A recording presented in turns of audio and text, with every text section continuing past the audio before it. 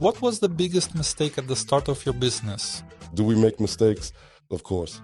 It's not worth opening up inexperienced. So UMC became the first systemic client of your firm. The partners were serious, a former deputy prime minister and a Supreme Court judge. When did the realization come to you that you wanted to build a law firm according to international standards? That queue of clients we were really hoping for, unfortunately, it wasn't there.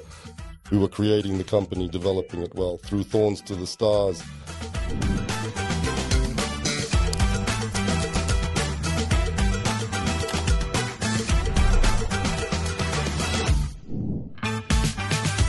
Good day. Today on the Digging Deeper podcast, we have a special guest, a person who started from a completely blank slate 25 years ago and created one of the strongest independent law firms in Ukraine. Next year, ARZINGER will be celebrating its 25th anniversary. During this time, the firm has changed 4 offices, grown to 12 partners, and become one of the market leaders in Ukraine. In the studio, we have the founder and senior partner of ARZINGER, attorney, doctor of law, and honored lawyer of Ukraine, Sergii Shkliar. Today we are going to talk about how the firm was built from scratch back in the year 2000, why it was given this particular name, who the very first clients were, the complexities of partnership in a mature business, and finally, why it is so difficult to return to the private sector after that. Today we are going to take a closer look behind the scenes of the company, take a short tour of the office, and discuss current challenges, industry prospects, and exciting opportunities for young lawyers. Mr. Sergii, I am truly glad to welcome you here. Please tell us, what was the legal market really like back in the late 90s, and what is it that young lawyers simply cannot imagine about those times now? Well, we started ARZINGER in Ukraine at the end of 2002, but we were already experienced and had worked as in-house counsel before that and in government structures, the founding partners, and even in law firms that were market leaders at that time, that would be Proxen and Salcom. I worked at Proxen, my partner Timur worked at Salcom. So that's why we know how this market developed from somewhere around the mid-90s even. Back then, those were truly the early days. And honestly, whoever was just starting out back then knew very little about this market at all. And in essence, well, we were essentially building these law firms from the ground up without having access to all that wealth of information that is now available everywhere online and so on. Back in the 90s, if a hard-working professional, like a lawyer, for instance, decided to open up their own practice, they could, well, a priori almost certainly be successful. But by the time we opened our doors in late 2002, or practically 2003, the landscape had shifted significantly, and the market was already becoming quite highly competitive. There were already such well-known companies as Vasil, Kisil & Partners, as, well, I already mentioned, Salcom, Proxen, Konov, Sazanovsky, Shevchenko, Didkovsky & Partners, as they were called at that time, Magisters, Sergei Kozyakov & Partners, and well, I won't remember everyone. Baker McKenzie was there. There were 2 more foreign companies, if I'm not mistaken, BC Toms and Frischberg & Partners, yes. So, right at the moment when we first opened, it was already quite highly competitive back at the end of 2002. Could you please tell me, when exactly did you first realize that you wanted to build a modern, systematic law firm that follows international standards, and that this was truly your path? Well, for me, probably back when I was working at Proxen. So looking back, that really was a unique time of opportunity. However, at that specific moment, I fully understood that it simply was not worth opening up while I was still, quite frankly, inexperienced, meaning you first need to gain experience, get at least some clients. Although there are plenty of interesting examples. For example, even my classmates opened Ilyashev & Partners while still in university. Magister & Partners started in university. Shevchenko, Didkovsky & Partners while still students, and they achieved success. Right, but my position was, and I think Timur, my partner, felt the same way, that no, you really need to go out and gain some experience first, and only then should you start. Do you ever find yourself regretting not doing it earlier, much like the companies you mentioned? No, we honestly don't regret it at all. Look, each of these companies had its own unique story, right? And we fully understand that every single year back then, and maybe even now, some X number of new companies open up. But only, I don't know, maybe 1% actually become successful, right? It's just the reality of the market. So there are really quite a lot of, critical factors that long-term success depends on, right? Well, first and foremost, of course, it's the founding partners, those dedicated individuals who started it all, the visionaries who had the original vision, who invested and who, essentially lived this life of the company. Next, it's about who they hired, what kind of staff they brought on board, how they built strategic partnerships, and of course, how they invested. Well, and a successful company, we understand that our company, for example, we will be 25 years old. It is developing systematically. Of course, it's impossible to make only correct decisions in business, not that you can't, but you know. But if we are growing, it means that the majority of decisions, yes, we are still making correctly. Do we make mistakes? Sure, like everyone else. Your company certainly has a rather unusual and distinctive name for the Ukrainian market. Could you tell us about the history and the philosophy behind this brand? I'm sure many people don't know how it was born or how it has evolved over time. Sometimes we are called ARZINGER. We are not ARZINGER, we are ARZINGER. Law firms have, abbreviations, how they are called in the market. We are called Arki. This is the surname of our founding partner, Rainer ARZINGER. He was originally from Germany. He went on to found his company ARZINGER and Partners in 1990 in Berlin. As Rainer told me, it was a rather rare surname even in Germany. The surname Ratzinger was more common, and there was even a pope once named Ratzinger with that surname. So it is a surname, yes, because many people asked, what does it mean? Maybe it means something. No, it's the surname of our founding partner, the main one for the entire ARZINGER network.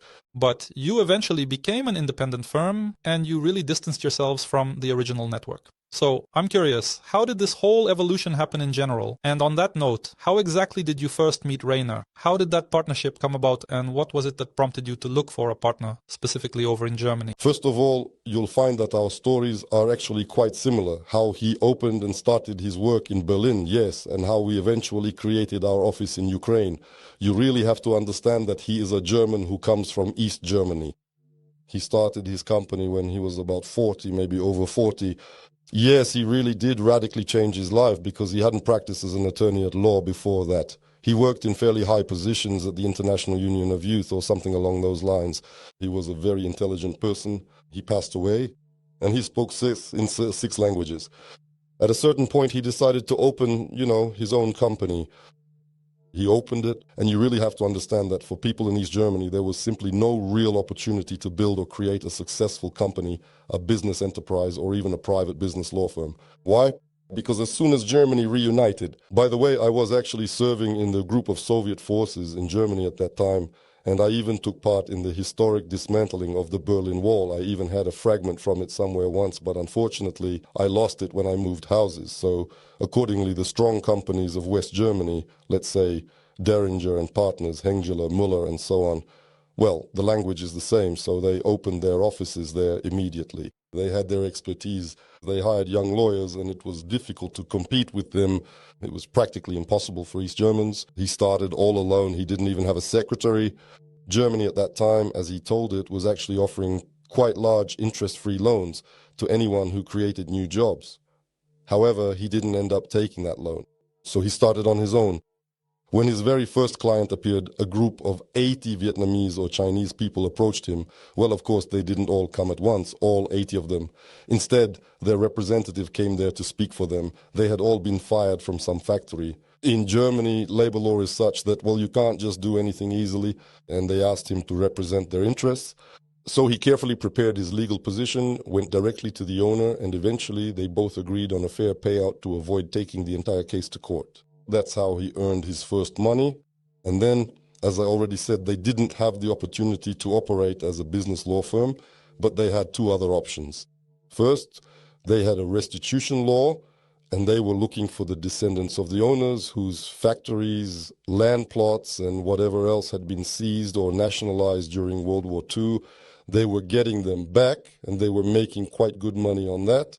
That was one story. And there was another story. They filed a great many lawsuits on behalf of forced laborers, mostly coming from the former Yugoslavia. At that time, they were also making quite a lot of money from that work. In reality, they practically didn't operate as a pure business law firm. How did we meet? Before that, we were the first German company in Ukraine. It was called Hartmann and Partners, which was just a small company. Timur and I were minority partners there, let's say. For a while, we were actually forced to leave it behind. There were various reasons for that. It doesn't matter, but we saw that the German-speaking market in particular was not closed off, and relatively speaking, there was room to start. Yes, we wrote a business plan. No one taught us how to write one there. We wrote down how we see the Ukraine, the development of a German company, for example, in the Ukrainian market. We sent it out to the top German companies, strictly based on their industry rankings, and unfortunately, most of them wrote back to us saying that they simply weren't interested right now. Thank you for reaching out. Not interested right now. Ukraine is a very small market, although all these cool companies were already in Russia. Well, the market there was different. What year was that? 2002. Everything happened quite quickly. When they wrote back, the market is not interesting. But when it becomes interesting, for example, we've taken note of you. As soon as we arrive, we'll hire you. Yes, several companies wrote back to us, maybe 5 or 6. I don't really remember. They said, interesting, but since it's you reaching out, we won't come to you. You should come instead. Okay, I took a vacation. Timur was in a state, as far as I remember, of transitioning from one position to another, meaning he wasn't working. I went on vacation so that we could get there. Many people were surprised. I mean, instead of going to the seaside, a person goes somewhere, looks for something. Well, but that's just how it is. We went, and as I say, there are no coincidences. To those who knock, it shall be opened. I generally believe that the people you cross paths with in life, it's really not by chance, yeah. It's just not by chance at all. Yes, that's how it's meant to be. Of course, in the list we sent out, there was no ARZINGER and Partners because they, weren't a business law firm, and of course their rating wasn't that high. We arrived, and at that time a classmate of ours was actually serving as a consul at the Ukrainian embassy, Yevhen Krikton, who has unfortunately already passed away. And of course, as old classmates who hadn't seen each other in a while, we went out that evening to enjoy some German beer and eat some pork knuckle. We had a good time, of course. We hadn't seen each other in a long time, and we were already leaving. And he says, listen, guys, you didn't say, why did you come? And what are you planning? Well, we said briefly, this and that. He says, oh, listen, there's a great firm. There are 3 Russian-speaking lawyers there, Rainer Arzinger, Wolfram Rehbock, and Tanya Galanda. And they serve the embassy on a pro bono basis under those conditions. I'll introduce you. He introduced us the very next day, but then we had to split up and head off to different cities. We simply couldn't manage to do everything together, taking turns like that. Still, we did manage to have a good conversation with Rainer before we left. Rainer says, so when are you coming back? Well, in about 3 days, for example, back to Berlin, and then from Berlin onwards. Okay, in the meantime, I'll tell my partners, we'll make some kind of decision whether we're interested or not. And at that time, they already had established offices as joint ventures in Hungary, the Czech Republic, and Slovakia, in addition to Germany, and even 2 offices in Russia. That is likely all for that period. After that, new offices were opened in Ukraine, Belarus, and Turkey. And all these offices also included the ARZINGER name in their titles. No, that is the point. That is exactly why they didn't. Why? Because in some countries, first of all, a law firm was simply not allowed to bear the name of a non-national lawyer. So in Hungary, that was definitely the case for us. The firm's name had to include the surname of the local Hungarian partner, and it was officially in association with ARZINGER. Secondly, all of these, offices, they were not purely offices in terms of being directly owned by the Berlin ARZINGER entity. It was a more complex structure than that. They were in the form of a joint venture. He had quite serious partners in each of these countries, and they somehow divided it there, say 50-50. And the partners were indeed serious. For example, in Slovakia, there was a former deputy prime minister.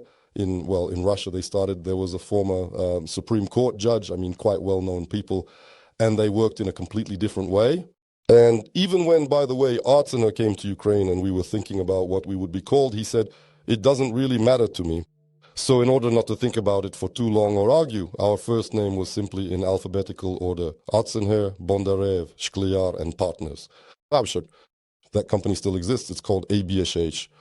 If we could just take a small step back for a moment. Before you met with Rainer for the second time and concluded any formal agreements, did you happen to meet with any other law firms that you had originally planned to consult, to whom you had previously sent letters and messages? We certainly did. It was, honestly quite chaotic, without any clear agreements on what we would actually do. And then Rainer just looked at us and said, That's it, we'll be in Ukraine in a week. He flew in with his partner, who later became our partner in Ukraine as well, Wolfram Reybach. They came to take a look at the market. We went ahead and organized meetings for them with, let's say, those German businessmen that we already knew. There was a delegation office of the German economy here. So we took them there to the embassy and so on. And they said, yes, we are interested in this market. We had opened a long time ago because we were oriented towards the east, but we thought that everything here was already taken. That was our mistake. Let's get to work. And literally during that very same visit, we mutually agreed that we would work together. They would leave and fly back for the opening while we would spend the time looking for an office, registering the company as such and so on. It was a very busy period for us. So by his next visit to Ukraine, the agreement was signed, right? Yes, it all happened very quickly indeed. Well, relatively speaking, if I am not mistaken, we went to visit them in the summer at those firms and met Rainer.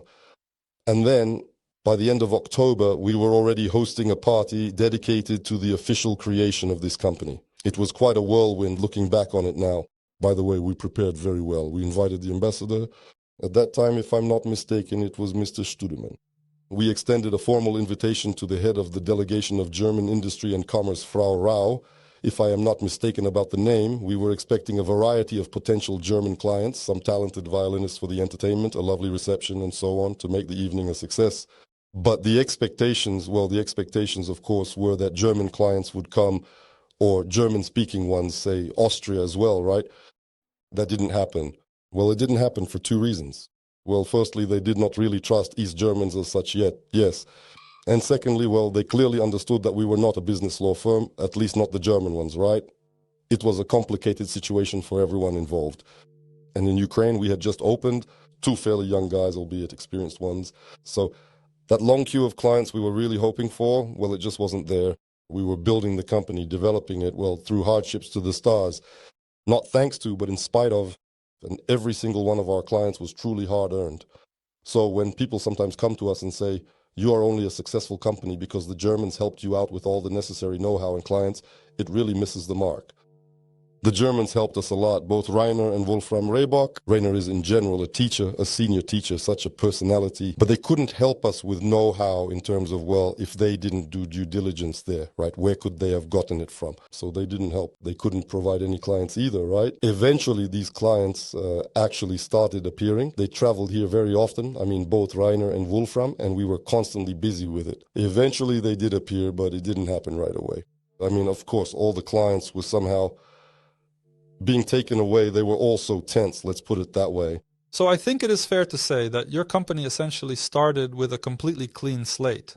And in that regard, the German partners really helped you, in the sense that you simply couldn't take a step back at all. You were committed, and the only direction left for you to move was forward. Yes. Well, honestly speaking, the investment in ARZINGER was, let's just say, quite laughable. If I'm not mistaken, it was $15,000. We actually started our journey from an office that was just a room inside an apartment. It smelled great of borscht from the neighbors. I mean, everything was like warped parquet, cheap furniture. We started just the two of us, and the secretary, the only secretary, was the one receiving a salary. We could afford that for a certain time because in principle we came from, well, by that time we had already earned some money. So when we started ARZINGER, we already had some apartments, some cars, and some bank accounts. And we recouped that investment, if I'm not mistaken, in about 6 months, maybe a year at most. And from then on, we were essentially developing our project, let's say, by using only the revenue that we had earned. So for about half a year, you and your partner didn't receive a salary? Maybe even longer. Maybe even longer.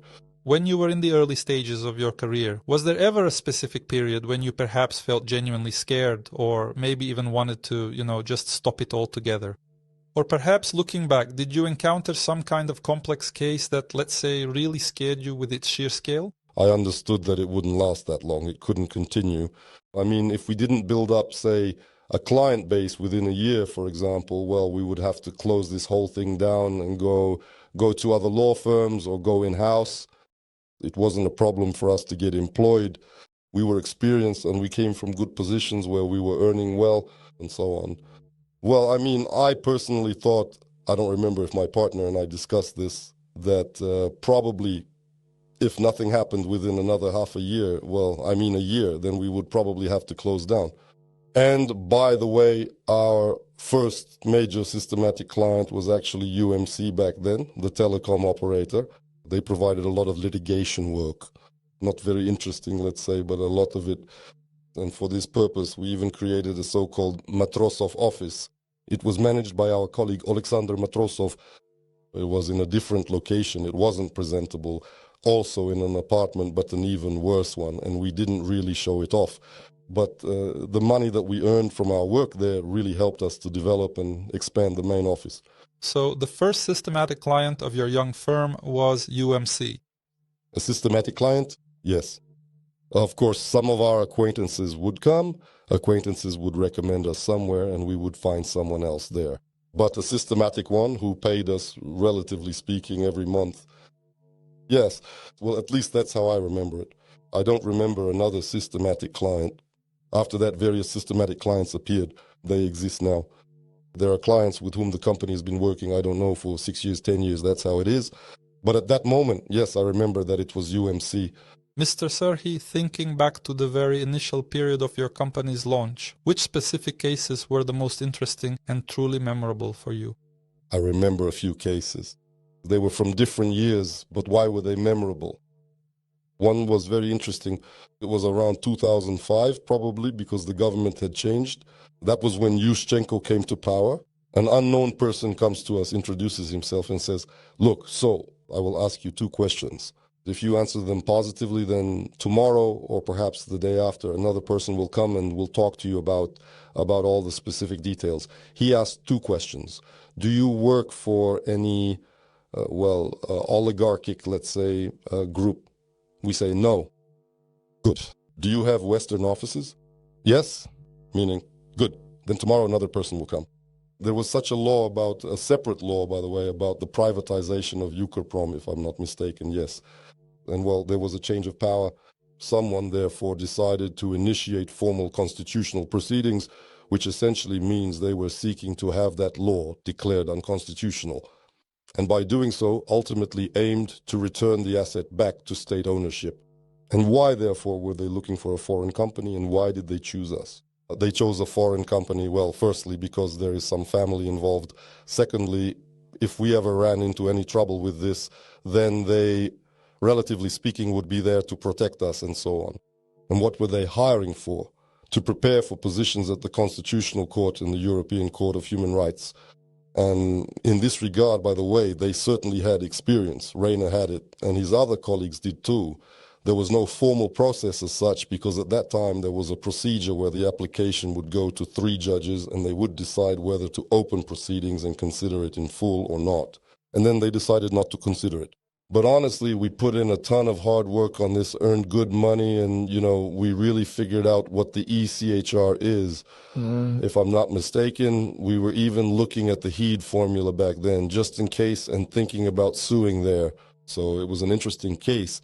The second case was interesting. A professional law firm stepped in to help us out. In what way did they help? By the way, the SCM group also reached out to them as well. They were in the process of buying digital communication systems, or DCS, over in Odessa. They approached a fairly well-known law firm, and the firm simply said, "We can't do this right now. Handle the due diligence and support the deal. We don't have any free lawyers. The holidays are coming up," or something like that. Well, the holidays were coming up for us too, but the desire to earn money, to get such a project. So when they reached out to us, we said, of course, we can do it. And by the way, I handled this first deal entirely myself. And well, because at British Petroleum, I managed the corporate law and property issues department. Back then, we were buying a lot of gas station networks, some factories, and things like that.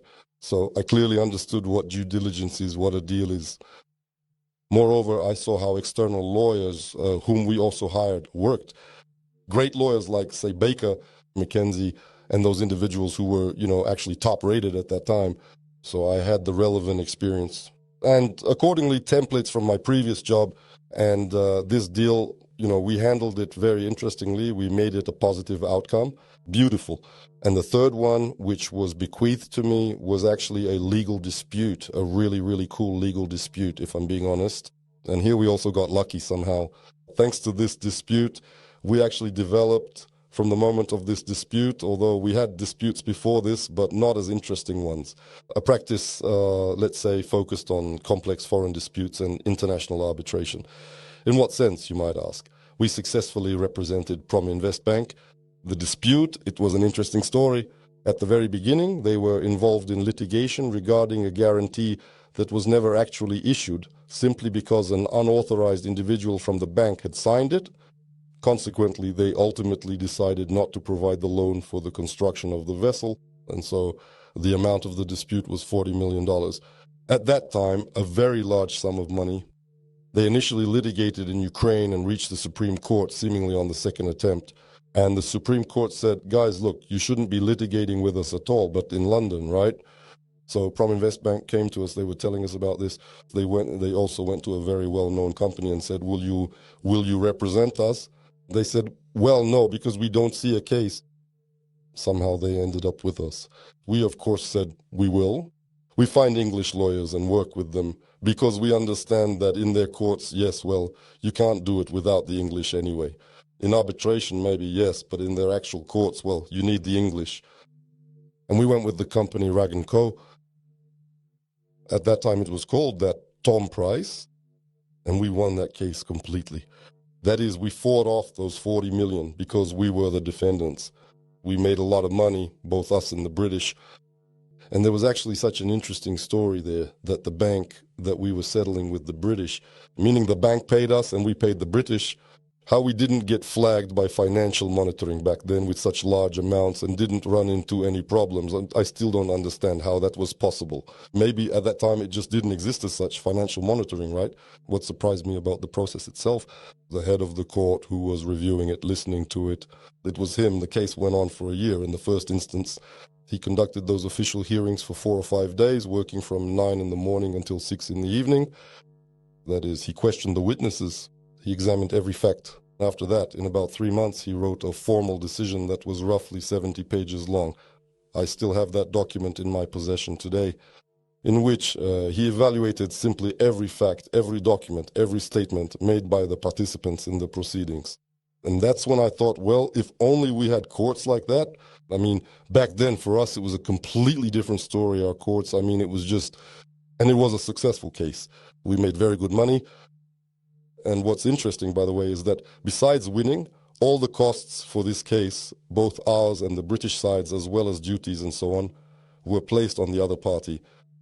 And that was quite a large sum. So, well, it really was such a successful case for us. Back then in the market, I honestly think we were generally the first in Ukraine with this specific kind of story. So this story also gave you a certain boost, a certain confidence in your own abilities and, well, financial boost too. And financial, yes, everything completely. Of course, certainly. Tell me, please, how have client expectations and their specific requirements evolved from back then to where we are now? What do systemic clients truly want, demand, and expect in the current landscape? And how exactly do they go about choosing one law firm over another in such a competitive market? Oh, well, I would say they have probably changed quite radically simply because, well, the market is constantly evolving. At first, relatively speaking, clients didn't very often know exactly what they wanted to get as a final outcome. And we were learning, as they say, on the fly because new laws were being passed, the economy was shifting, and we had to master all of that somehow. Now, of course, clients are already much more demanding. They truly understand what they need. They understand who is the best in this or that area of expertise on the market. If the in-house lawyer is a good one, they understand and know who is the best on the market. How exactly do they check? Well, by the way, when it comes to in-house teams, we were once hired for a quite difficult and serious tax dispute for British Petroleum involving a really large sum of money. So they were actually, I wasn't even working there anymore by that point. They were very good at choosing.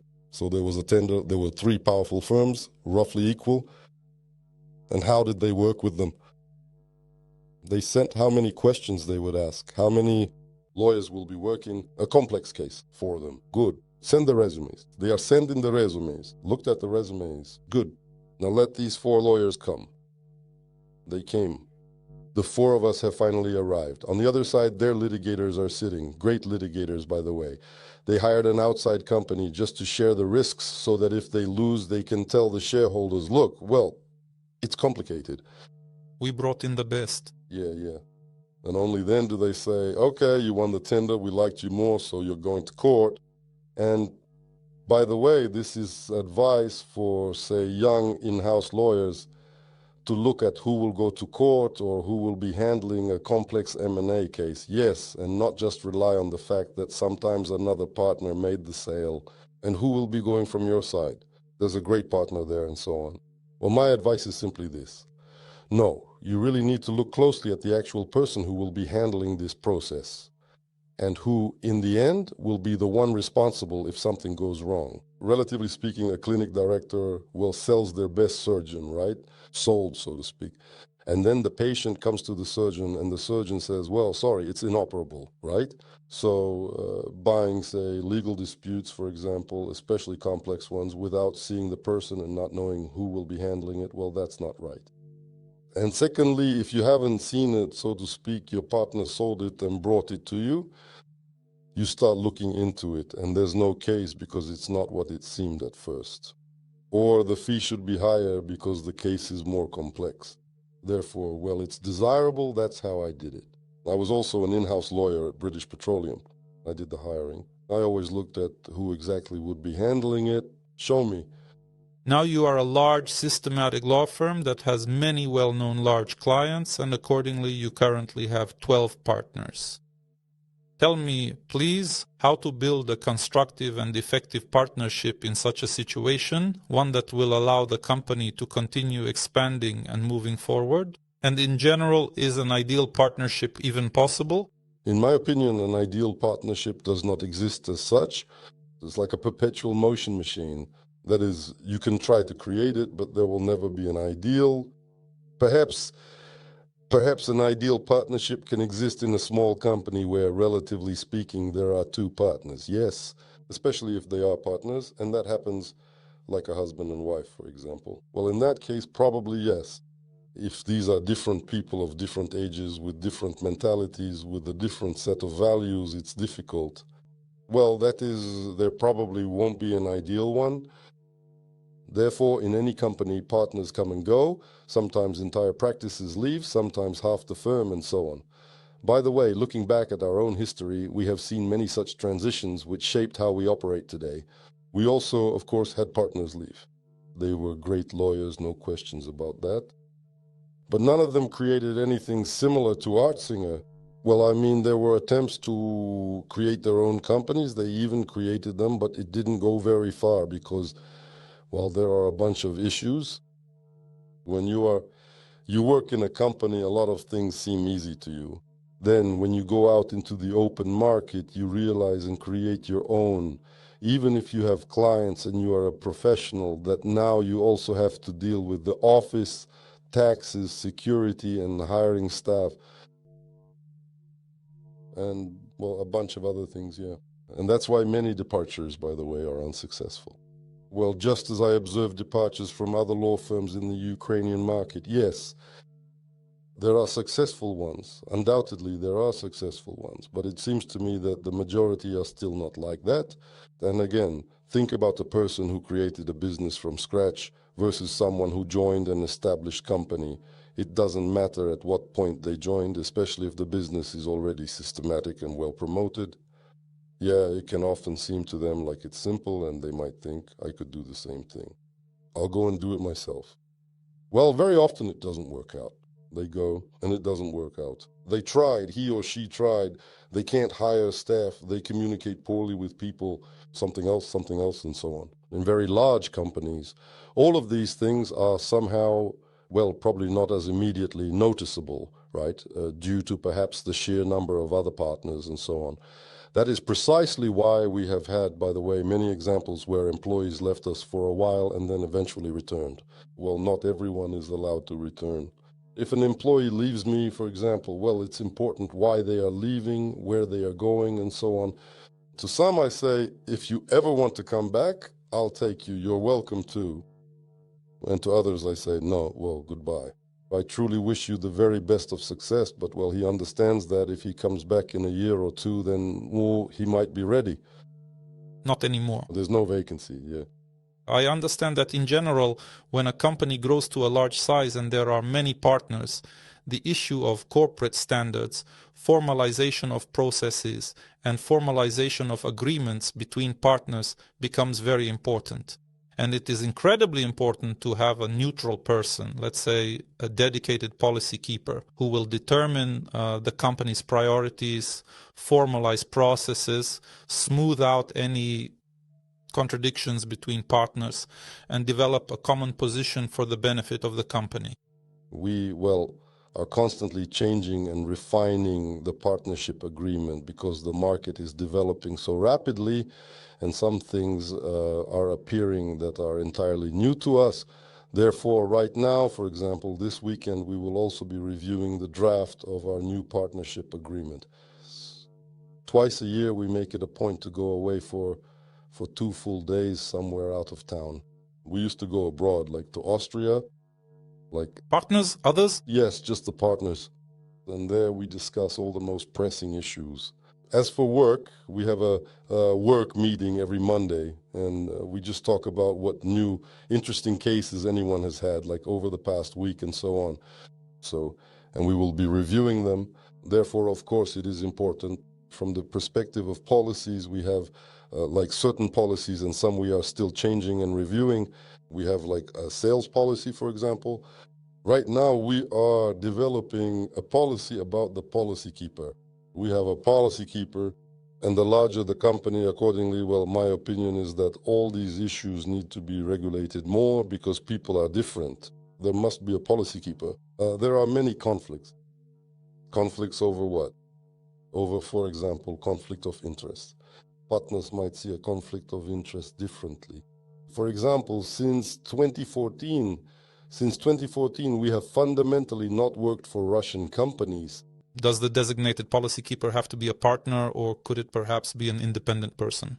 For us, it's a partner. And in principle, I probably think that it should be a partner or a former partner.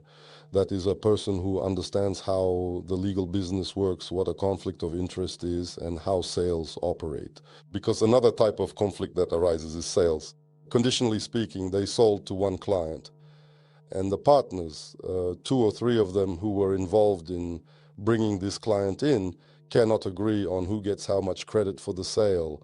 Because our partners have KPIs, and there's also a certain percentage of profit you receive, including through bringing in sales. The policy keeper, in my opinion, is absolutely necessary in a large company. In large British companies, in seriously large ones, where, for example, 1,000 lawyers work, they have situations where 5 partners act as policy keepers for various conflicts or conflicts of interest and things like that. They don't do other work. They were set aside specifically to handle only this. A sort of presidium, then? Yes. So what are the requirements for this to work effectively? Well, first of all, for the process to run successfully, it is important that partners continue to submit their conflicts for review by the policy keeper.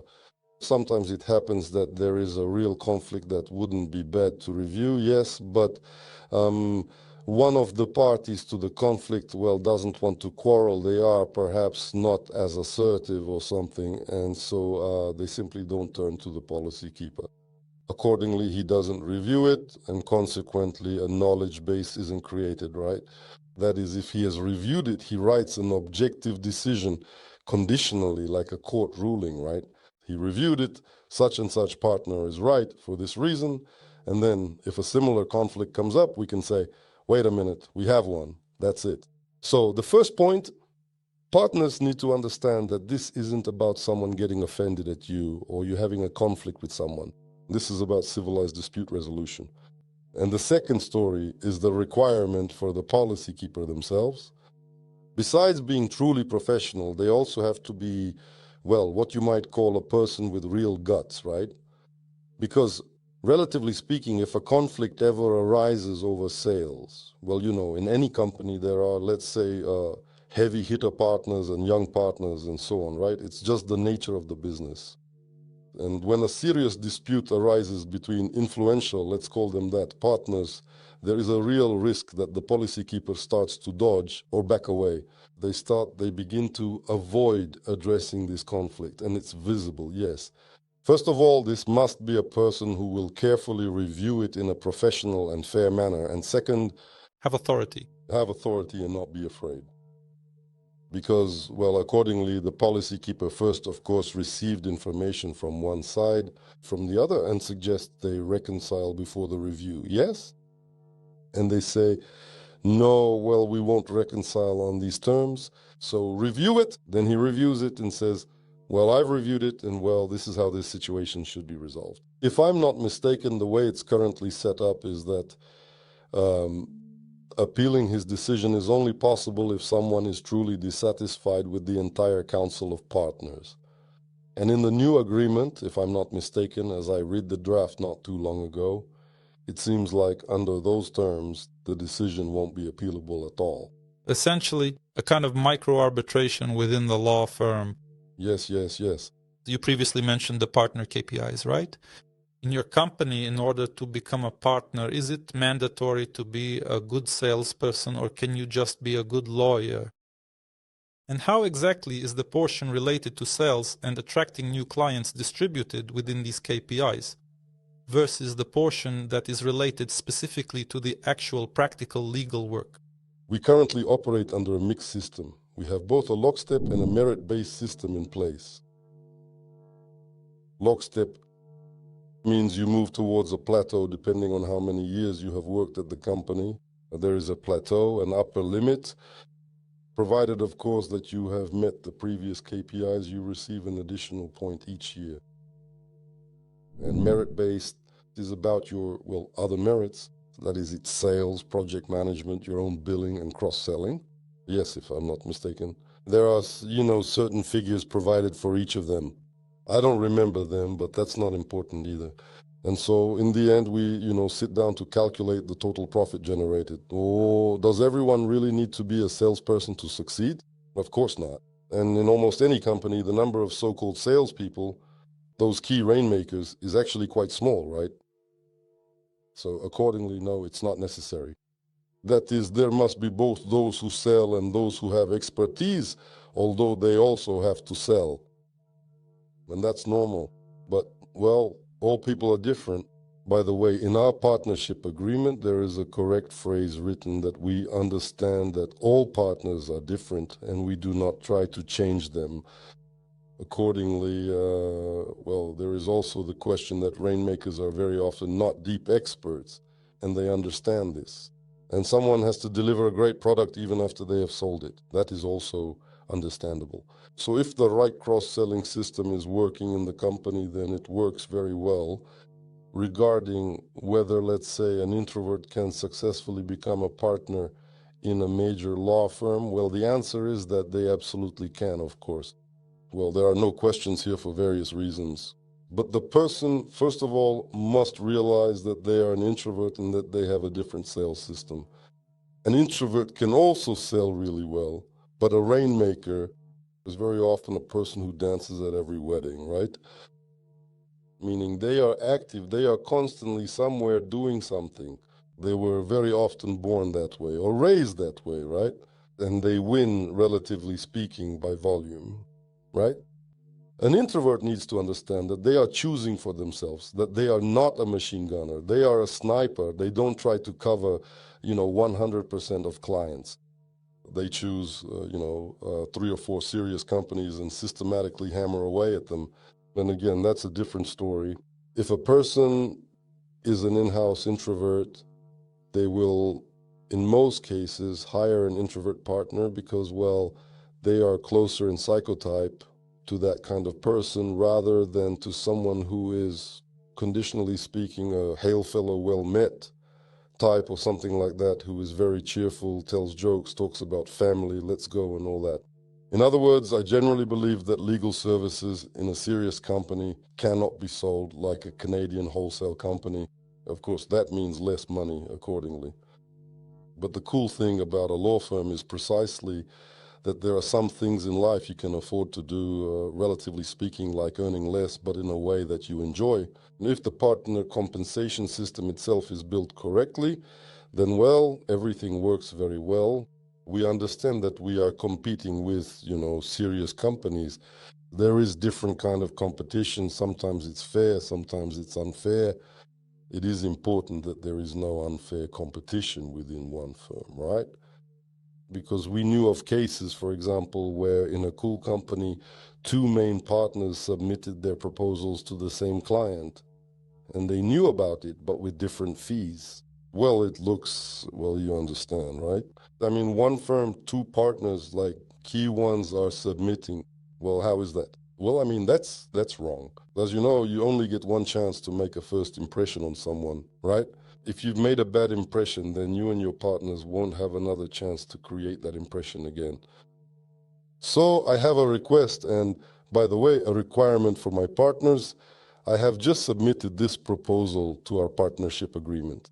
When you are selling to a new client, especially if you are selling expertise rather than your own practice, please act according to the principle of do no harm, like doctors, right? I mean, if I come, say, tomorrow to this same person to sell my own practice, I don't want to hear, I've already had a partner from you. Well, it's not interesting, because the person already thinks, well, since this partner didn't work out for me, then I must be the same, right? They are seeing me for the first time too. Then I don't have the opportunity to do all of this. So they need to understand this here. And those partners, relatively speaking, if those who sell well and those who sell poorly and those who are average and so on, right? So they need to understand, if you are working as a team, then, well, that's one story. Well, you sold it yourself, you didn't call in a specialized partner. Well, okay, that's your business. Well, okay, that's your right. You can sell it yourself. But if you didn't make the sale, and I come to that same client tomorrow, they will at least say, okay, yes, your partner was already here. They aren't a specialist. You are the specialist. You are the head of the litigation practice, for example, like me, like I am in the company. Sit down, let's talk. Out of your 12 partners, I am genuinely curious. How many of them would you say are hunter partners? Well, maybe 3 or 4.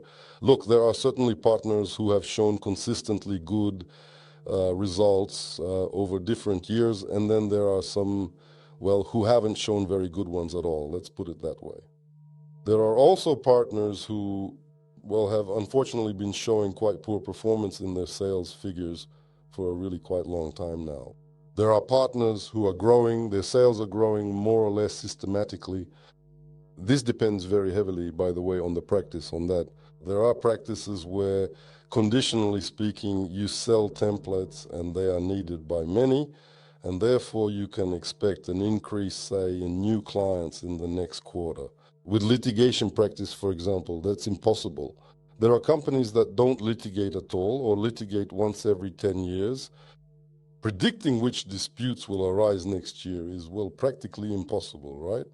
So here there can be a sine wave. For example, when there was that case with Private Bank, there were some very nice fees. When there was a banking crisis, the company litigation practice was ruling. We were earning very well.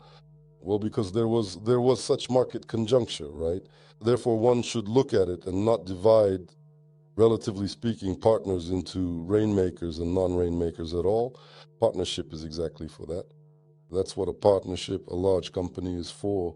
Everyone should understand their, relatively speaking, their own contribution, right? It's not like a professional person joined, but they aren't great at sales, so they're somehow second rate. If there are situations where I'm the main one or someone else is and the other is, relatively speaking, not, that's wrong. And that, of course, is an unhealthy partnership.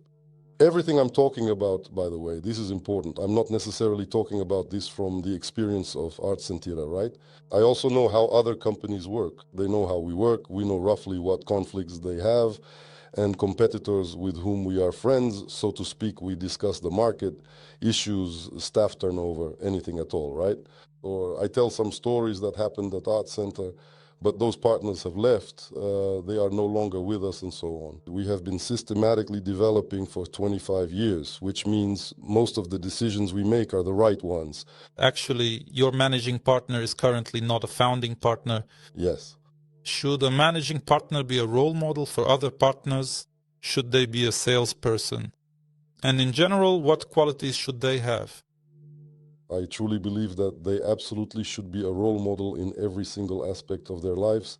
Well, at the very least, they definitely should not compete unfairly and should not allow such things to happen under their watch. Should they be a salesperson? Well, probably yes, I suppose so.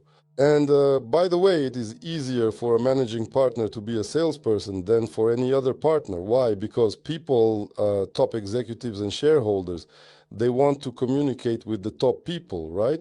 Therefore, in this specific position, of course, it serves as an additional bonus. It is not just about fulfilling your daily duties, but it is also, let's say, about actively increasing your overall profit and so on. Yes. It is desirable, of course, that they be elected unanimously. We elected Markian unanimously. It is highly desirable that he has credit, a credit of trust. And he does.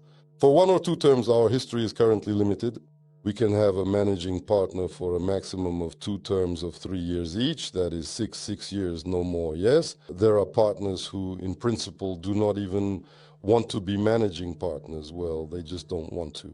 Well, a lot depends on the person, on their psychotype. Not everyone can probably, but it is a responsibility, but it is also respect and some additional financial bonuses and so on. As of the time when the revolution of dignity took place, you were already an accomplished and well-known partner, lawyer, and attorney. What exactly prompted you to make the leap into the public sector, to head the state executive service, and to become a deputy minister of justice? Why did you have such a strong desire to leave the business world behind? And how did your business colleagues, your partners, take such a sudden and significant decision?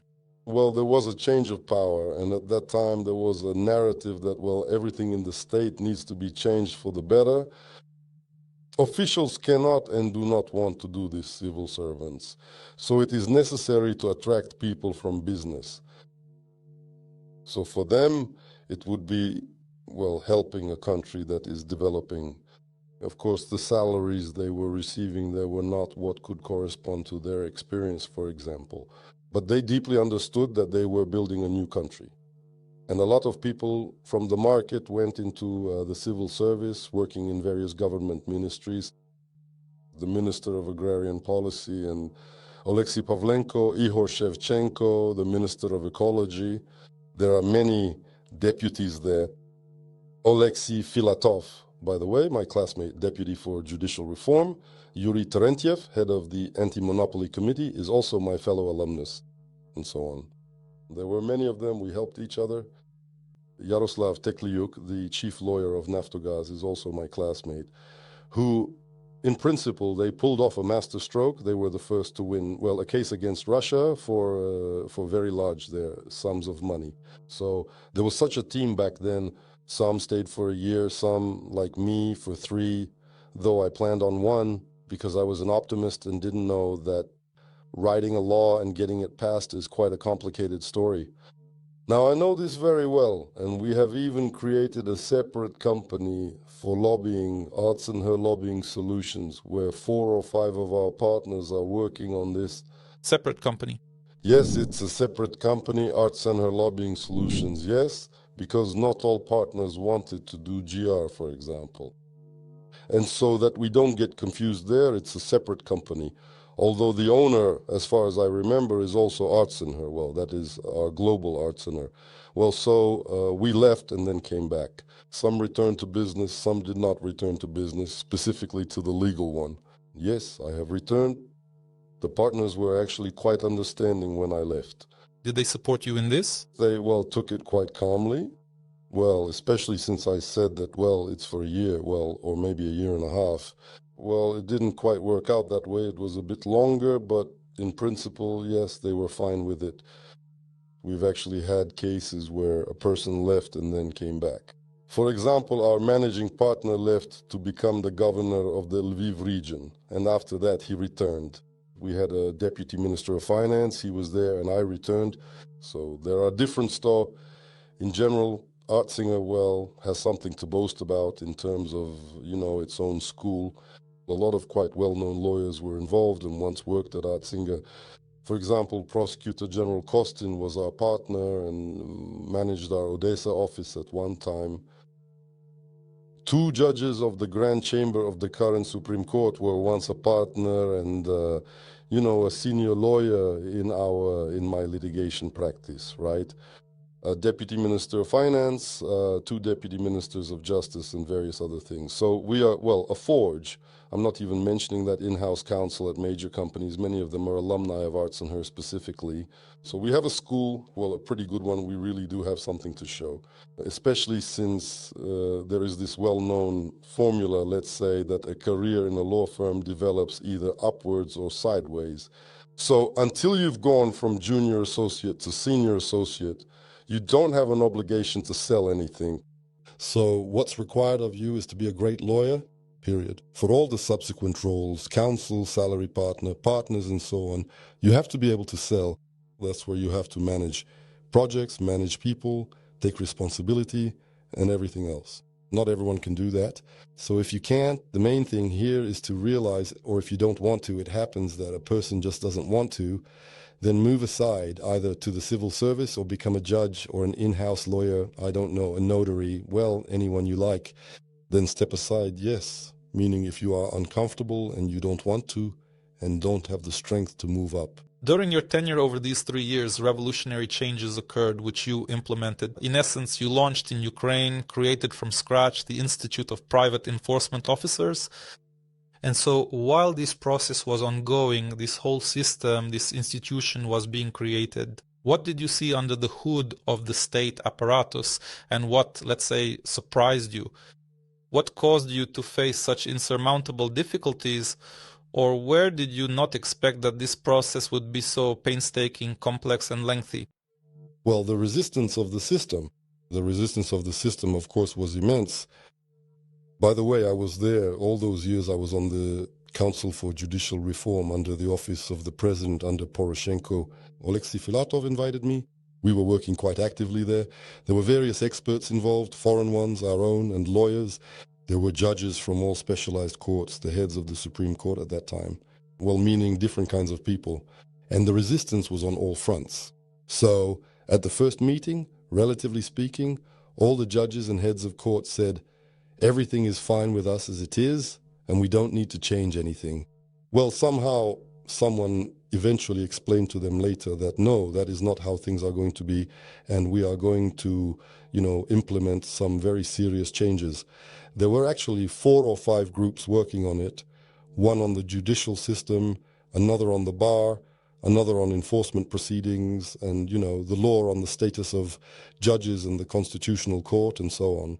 I wanted to be in the procedural group because I deal with court cases, but Alexei Filatov specifically asked me to handle both the bar and the enforcement proceedings.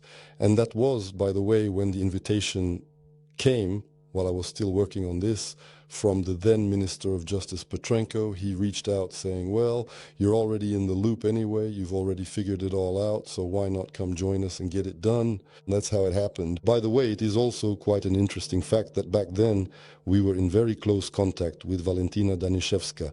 She was working at, I don't remember the exact name, perhaps the Institute of Constitutional Law or something similar to that. And then later on she became the very first head of the new Supreme Court. Well, lawyers were also actively involved, Ruslan Siderovich, in this very reform. So there was a group, let's say, of people who really saw this goal, and they were quite focused on it.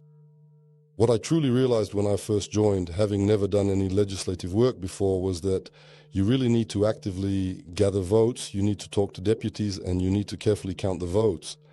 There are definitely days when you simply shouldn't bring bills to the floor at all, because otherwise they will almost certainly fail. So when we were doing the reform on enforcement proceedings, when we were introducing private enforcement officers, we had 3 bills, 2 big ones and 1 small one. The small one, it was of course just a single provision that specifies that private enforcement officers are to be taxed in exactly the same way as private notaries are currently taxed under the law. That's it. And so we were looking to see if we would find support in the hall. The resistance was immense, yes. And what worried the deputies at that moment about this law? that it would be an uncontrolled or insufficiently regulated institution. Absolutely uncontrolled completely, yes. I mean, well, they didn't want it, especially the people who had worked in the system for a long time. They saw everything differently and so on and so forth. Now it has all been proven that private executors have succeeded, that they are 16 times more effective, and so on, yes. Back then, well, many people, were against it. And then we began, to think, will we be able to gather the whole hall? And with the first draft law, we threw in this small one, saw that the deputies weren't giving it their support. So we agreed with Filatov that we would somehow bring them up on the same day that some amendments to the Constitution were being adopted. I don't remember now. Well, and it's understandable because he was, relatively speaking, from, close to the Solidarity Bloc or whatever it was called back then. I accordingly was with the People's Front. Although I wasn't there for a single day, I am not a member of the People's Front. Well, and Petrenko is accordingly a member of the People's Front. So one gathered votes there, the other gathered others. They set it up correctly after the Constitution. So they passed these two bills, and after that there weren't enough votes for the rest of the bills. And this third one, which wasn't passed back then, it just went through automatically later. Well, I mean, we already created a specialty, right? Well, they need to be taxed, so pass it. And there, it was just social approval. My point is that writing a great law is not enough. Well, a bill, that's very little. It's basically nothing.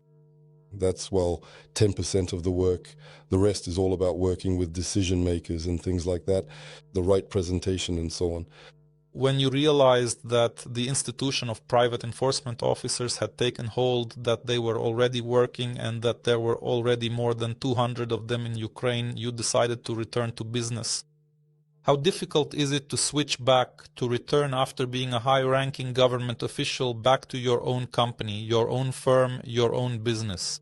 It's actually quite difficult for a few, specific reasons. Although both of these fields fundamentally involve the law, yes, they are completely different things in practice. At the Ministry of Justice, in essence, I was managing the entire state executive service, which was being liquidated at the time, yes. That is, I had about 5,500 people under my command across Ukraine. Yes, we had, for execution, amounts every year that were more than, the budget of Ukraine and so on. So it's an incredible experience and all that kind of story. But working in a law firm is different. When you return accordingly, in my case, you have already lost some of your clients. That is, they were taken either by your partners who didn't leave or by other competitors. So you need to understand that if someone is planning to go into public service, there will be losses. Well, it depends on how long you're going for. If it's a year, then it's not that noticeable. For me, it was 3 years, and that is difficult. And another thing is that there is a conflict of interest. There is a well-known lawyer, our colleague Vadim Eduardovich Belyanevich. He was in the High Council of Justice. So when we were all leaving, he went to the High Council of Justice. Well, he served his full term, and at some point I ran into him. And I was on the Scientific Advisory Council at the Supreme Court, and he was there too. I run into him and say, well, you've resigned. I hear you've gone back to being a lawyer. He says, no. I say, why? He says, well, whichever court I walk into, I immediately have a conflict of interest. So I'm doing research, writing some things, and so on. So he didn't return. There is also that kind of story, yes. Well, there is also in the legislation that you cannot take for a year after resignation, you cannot work for clients with whom you, crossed paths when you held the position. So such stories exist, yes. And also the PEP status, right? Yes, the PEP status, which has now been abolished, but the PEP status, yes. So it also hindered you in your work? Well, in that regard, no. It hindered and still hinders everyone a little bit in life. That's why they wanted it abolished. Well, because it's some extra burden, meaning the declarations. Then, if you are in some business with partners and the partners want to open, say, a bank account for themselves, and the bank sees it and says, well, you have Shkliar as a partner in some business there. That's how it was for me in the CEO club. So bring his declarations. So, this is the kind of story that there's nothing inherently wrong with it, but it requires extra effort. Back in 2022, did you honestly believe that a full-scale major war would actually begin? How did your company face the first days of the war? Looking back, what specific decisions had to be made to preserve the team, our operational processes, and the functioning of offices in different cities? Look, I'm probably the only partner who didn't believe that the war would happen right up until the very last moment. But most of the partners actually did believe it, and they were actively preparing for the potential challenges ahead. So, to ensure we were ready for anything, we created a substantial cash reserve to protect our operations. Furthermore, we strategically opened a new office in Poland to better position ourselves for the future.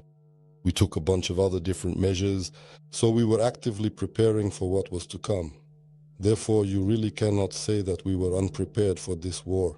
We actually employed a great many people right after the war started, and most of them were recruited from abroad. We calculated somewhere, mostly women, that we helped place with our, partners or colleagues, from other countries, about 40-something people in various law firms across 17 jurisdictions, mostly European. They are still all there. So you let them go from your company? Well, of course. Well, it's not even that we let them go. Many of them left immediately, and then either they reached out to us, or we said that we could help them find employment. Men weren't allowed to leave, and we fully understood that we would still need to downsize the staff, say, reduce the office size and so on. So even for the men who were leaving us, we really tried to help and place them in various organizations as lawyers, for example, at Energoatom, the Prosecutor General's office, and so on. In other words, we didn't abandon people to their fate. That's for sure. Although, of course, there were also quite a few dissatisfied people who decided to leave on their own. Well, such people exist in any team. They are always there, no matter what you do for them. Therefore, I truly believe that we as a company really did absolutely everything the right way, and I stand by that. After that, did you keep the office in Poland or close it? No, we closed it. Now, let's move on and talk about the critical issue of succession.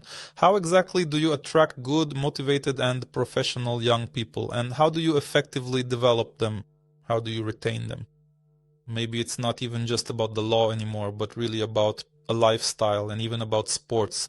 I know that many of your partners are involved in sports, that you have yoga and a yoga studio in your company, and that you personally have practiced several types of sports. What creates the atmosphere in general? How do you attract young people? How do you retain them? How do you nurture them? Well, for a long time now, thank God, we have been able to choose whoever we want on the market, right? Back in the beginning, for a very long time, we couldn't afford that because our competitors were more powerful. Conditionally speaking, they were picking the cool young people. And very often those who came to us were, well, conditionally speaking, the ones the competitors didn't take because we weren't able to pay adequate salary, not adequate for our business, yes, but incomparable, conditionally speaking, to the salaries and those offices and working conditions that the competitors had. Right now we can afford, well, anyone. Accordingly, there are no issues with that. We very often hire young people. We have various internships there.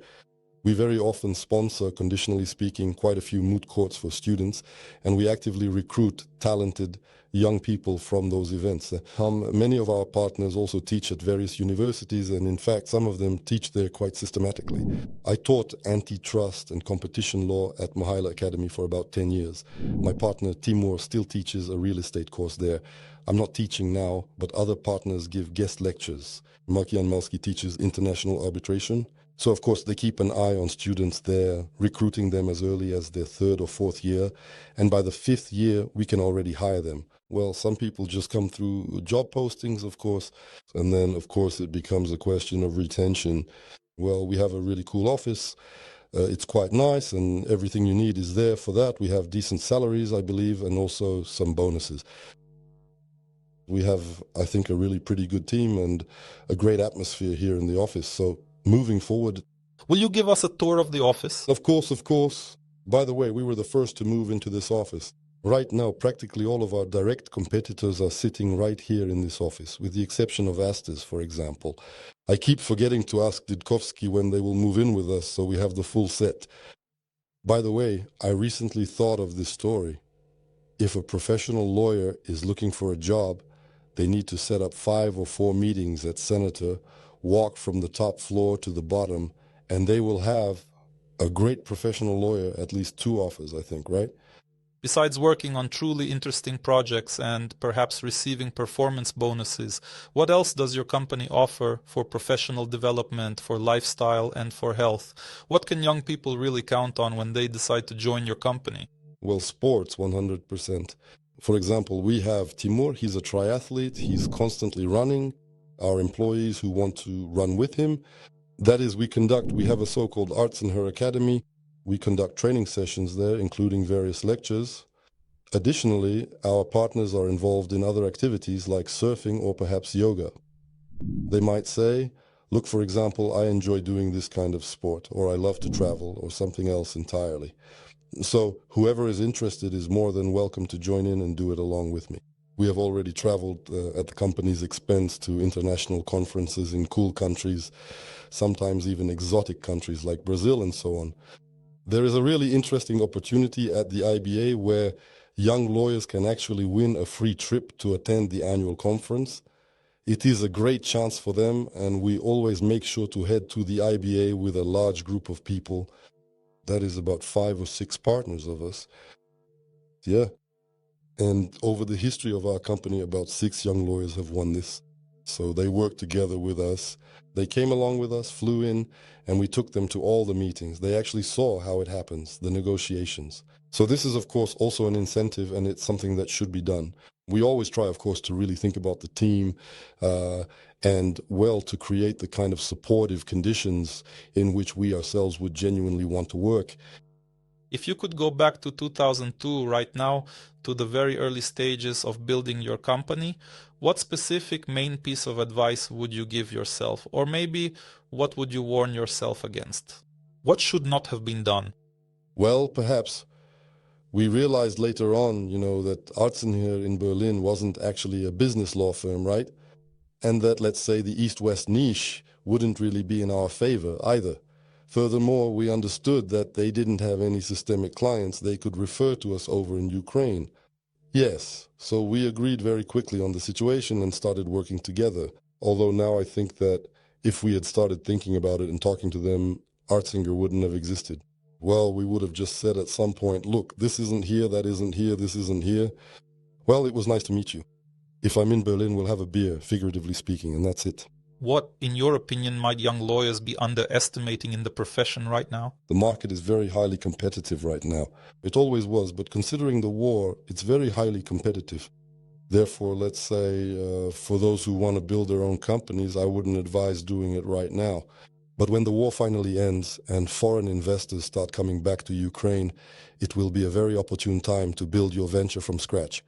You really need to be a professional, experienced specialist already, and you should still have at least some kind of solid business plan, a clear business model, and a deep understanding of that first pool of clients who will be willing to give you work for at least the first year.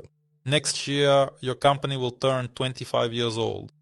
If you were to divide this specific life path into key stages, what stages might those actually be? The first is the formation stage. It is always the hardest one. The second stage is the stage, I would call it, of constant systematic development. And the third stage, this is the reality after the full-scale invasion, because, well, as we all deeply understand, there is life before the Great War and there is life after the Great War. It has fundamentally adjusted everything in our world, and it has done so very significantly. The first year of the war, well, there were basically no clients at all. There was nothing. I mean, looking back, it was really, truly very difficult for us. But later on, well, right now we have finally reached the figures. I mean, both in terms of our finances and our staff, practically back to where we were in that first pre-war year. So, well, yes, this is a revival. We are currently changing the company structure, which involves understanding and developing new attitudes towards finding lawyers, specifically identifying who we can count on and who we can't. There are also certain restrictions for men, of course, which need to be taken into account, because, I mean, when you consider the draft age and so on. So, well, a lot of adjustments of some kind. Well, we have changed a lot of our practices. We started working, in areas like defense, for example. Before that, we didn't work in, some other ones. We see that some practices have declined while others, on the contrary, are providing more work. So that is, again, a plus of a large company. It dipped here, but it grew there, and the average is normal. Tomorrow it will grow here and fall there, relatively speaking. So the third stage is, well, after 2022. And let's hope that the fourth stage will be an accelerated revival. If the war ends and new post possibilities open up, new projects for development. Yes, that's for sure.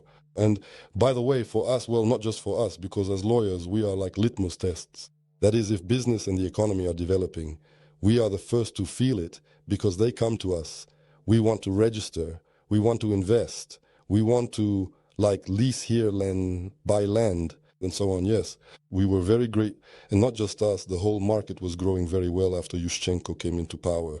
You can have different opinions about him as a president, but under him it was growing, it was really growing. Foreign investments, if I'm not mistaken, were experiencing significant growth in those years, relatively speaking, doubling in volume in terms of both money and staff every single year. So we were growing really well. Thank you, that's clear. Let's move on to some blitz questions then. If you had to characterize the legal market today in one word, what word would that be? Highly competitive. The single most valuable quality a partner can actually have as of now? Being a partner that is, well, truly understanding that you are in a committed partnership, which means bearing all the risks associated with the business, sharing everything in reality, and knowing how to work effectively in a team and so on. It is about shared responsibility. It is actually very difficult. What was the biggest mistake at the start of your business? I don't remember any mistakes as such. Well, I just don't remember.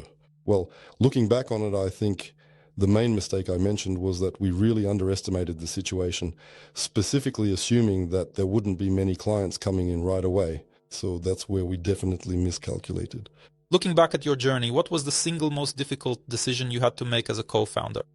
Decisions on accepting new partners are made only by the two founding partners, meaning they are the ones who present candidates for partnership. If a person comes from the outside, or even if it's not from the outside, if they grew within our company, the partners already know them. There's no need to introduce them, show them off, or anything like that. If a partner comes from the outside, then of course we introduce them to the rest of the partners. They, interview them, but the final decision is made by the two partners, meaning Timur and I. Accordingly, these are probably the most difficult decisions, as practice has shown, whether we guessed right with a partner or didn't guess right with a partner. And I'm not talking about legal experience right now. That's the easiest thing, to verify. But to really check how much a person is, let's say, a genuine team player, or how honest they are, how decent they are, and ultimately how much your values align in general, is that something you can actually figure out, right? Because for some people, money is all that matters, right? While others build simply because they are building. He is a visionary, right? He made something out of nothing. Yes, meaning a person who wants something. And it's actually very difficult to get along here. What is one piece of advice you would give to a lawyer who aspires to become a partner at a law firm?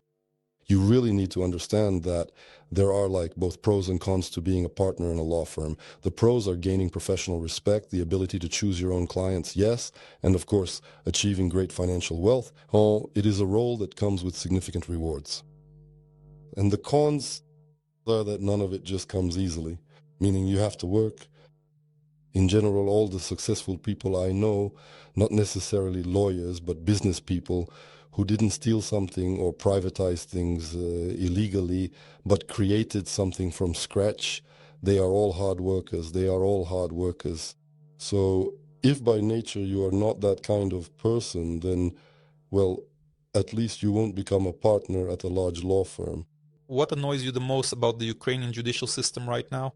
The previous government did a very right thing in terms of staffing the new Supreme Court. Well, I've been in the court since the 90s. Back then, people who weren't even lawyers could go to court. We did introduce the attorney monopoly, yes. I can compare the Supreme Courts of those times and the current ones. The only thing is that Knyazov really destroyed the new Supreme Court's rating with that bribe. And the question is, I have many judge acquaintances, and I ask them, well, you were the ones who elected him. How could you have messed up so badly? What is this really? I mean, well, in principle, the Supreme Court mostly hands down very competent and well-reasoned decisions. And honestly, there are practically no rumors in the market about them taking any bribes whatsoever. None at all, really. So everything is fine there. But we didn't manage to properly reboot the first and second instances, you know. If you hadn't become a lawyer, what would you have been? A lawyer. I think about that. What is one book that you would recommend every lawyer read? For lawyers, and especially for my own legal team, I make it a point to buy books as a thoughtful gesture and give them as gifts. And basically these are books about legal interpretation, about the complex theory of state and law, and about the fundamental rule of law. So I tell them, if you truly want to be great lawyers and not just mere craftsmen, yes, then you have to start with the basics. That is the main thing, and it is absolutely essential. I still read such books. So, how can young lawyers actually learn to become effective salespeople in their practice? We teach them at ARZINGER Academy, where partners simply share their experience on how they sell. And there are topics like how we get a lot of work, for example, from foreign colleagues, law firms, how to communicate with them. Our partners have many business trips abroad to various jurisdictions that can provide work, say London, New York, Paris, and so on and so forth. Well, besides that, there are articles, speeches, and things like that. All of this is highly encouraged. Every single young person who has grown to the level where they can sell something should absolutely have their own proper professional LinkedIn page to showcase their skills and potential. They need to be recognizable, yes. And there are, let's say, 6 touch points with a client that need to be made before they become yours. We have a ARZINGER Women's Businesswoman Club where our female partners invite in-house women to join them, and they, I don't know, just relax and drink some wine together there. We have other various venues where we just gather clients, read them something, and after that we drink wine or whiskey and listen to good music. We invite violinists. We have a place to do this in the office. Understood. Thank you very much for the interesting conversation and for coming to see us today.